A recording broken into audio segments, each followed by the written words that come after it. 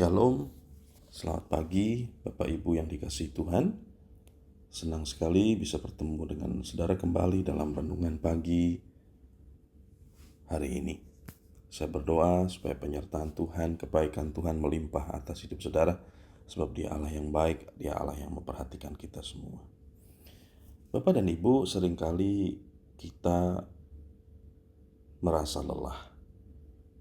Kata lelah ini sebuah kata yang menampar dengan halus, membawa kita pada sebuah kenyataan sederhana bahwa lelah itu universal.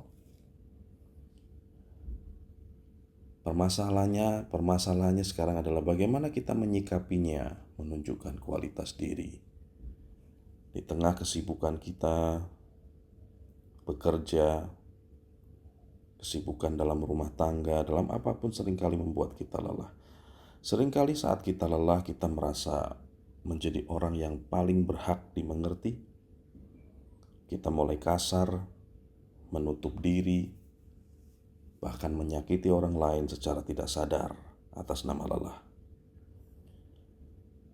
Padahal yang sedang bicara dengan kita pun mungkin lelah.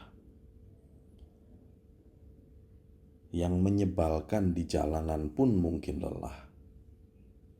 Mungkin kita sedang naik mobil begitu, atau kita sedang naik motor merasa terganggu dengan beberapa orang yang nyetirnya menurut kita ngawur.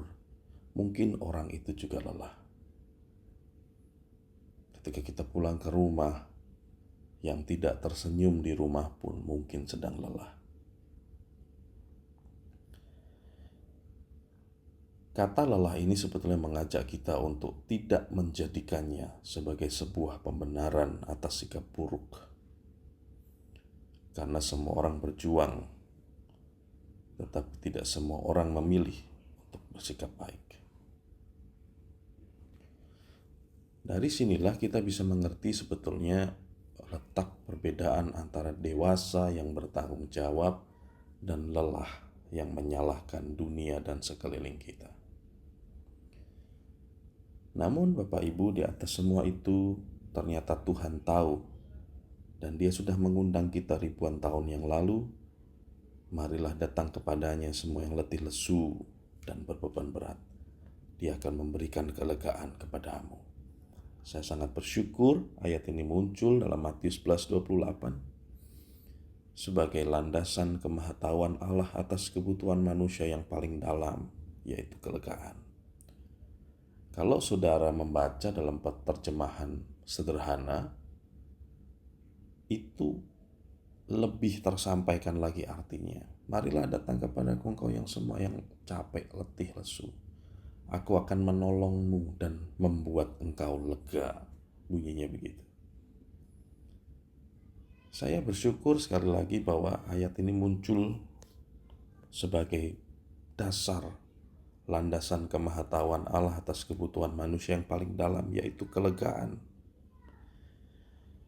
yang sekaligus menampar angan-angan kosong khotbah yang melulu mengenai kemakmuran, keberkatan, dan kelimpahan. Sebab sejatinya setiap manusia butuh kelegaan dari sumber yang benar. Itulah yang sejatinya jiwa kita butuhkan.